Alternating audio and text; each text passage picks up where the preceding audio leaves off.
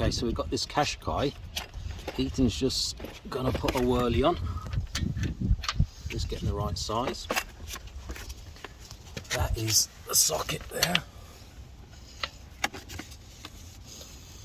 We'll get the right size in a sec. So that should be pretty easy to get out, to be honest. But the problem is that this here, I don't know if you can see there. Let's put the light on.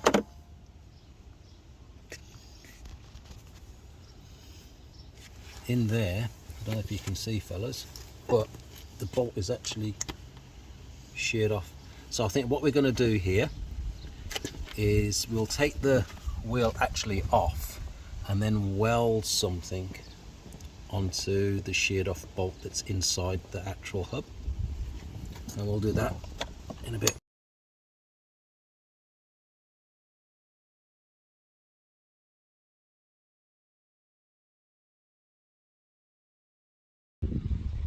Okay, so this is the issue. The snapped off, sheared off bolt, it's stuck in the hub, so I'm not sure whether to drill or weld yet, but we'll keep you updated.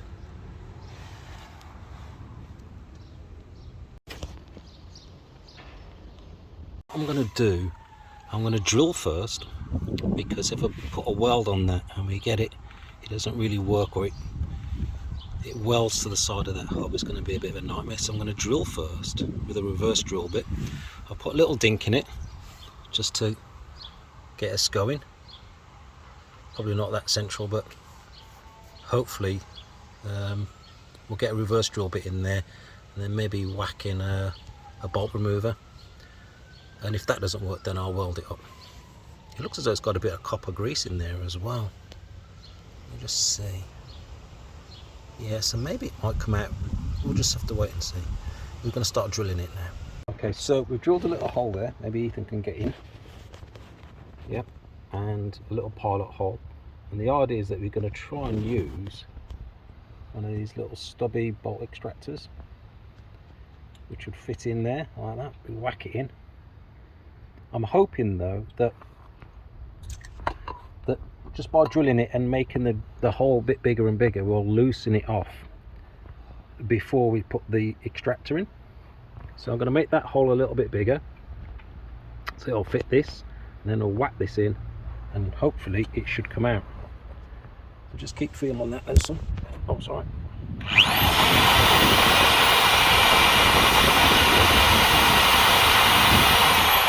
The main thing with these, right, is that you've got to keep it well lubricated to stop it overheating, and I've just blunt the drill bit out. So I'll just get a little pool of WD-40 like that, just to put the tip in.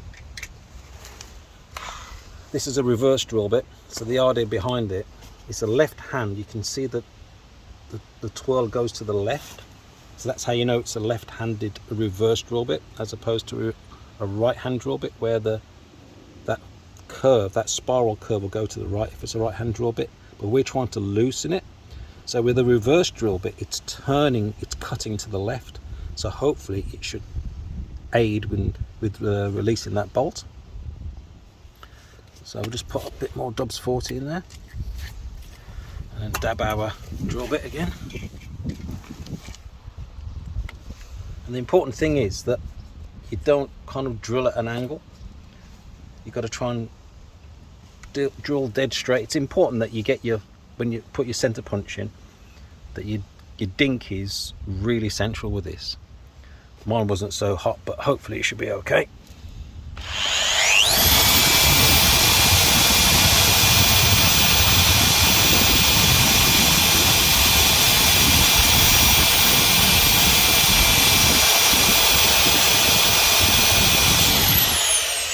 And of course we want to make sure that our drill bits are sharp. I sharpen ours on a rotating bit of pumice, so you know it sharpens it up. Just do it by hand. Don't keep going out and buying new drill bits. It's just daft to do that. You just need to sharpen your drill bits yourself by hand. Make sure they're as sharp as you can, because you need sharp tools when you drill it.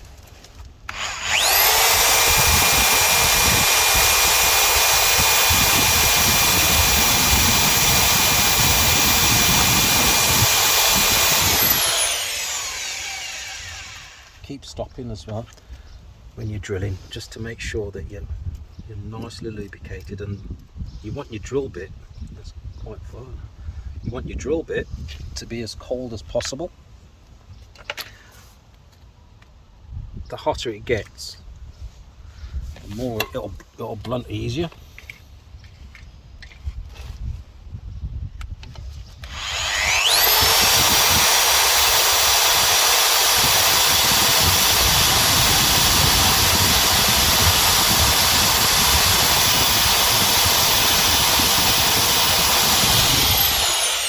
I think that's probably far enough in now. Let's just check. Get this excess out of the way. It feels, yeah, that's plenty enough. So now what we want to do, so we don't want to use a thin one, some thin ones, but I think that's going to be too thin to get it out, to be honest. I want to go with something a bit fatter, a bit meatier. So we need to go up another size on our drill bit. We'll take this one out.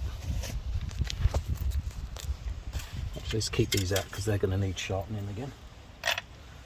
And we'll go another size up.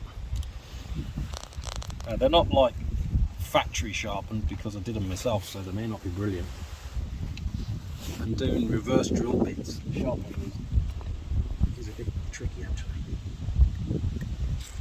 Okay. Let's just get the end of it.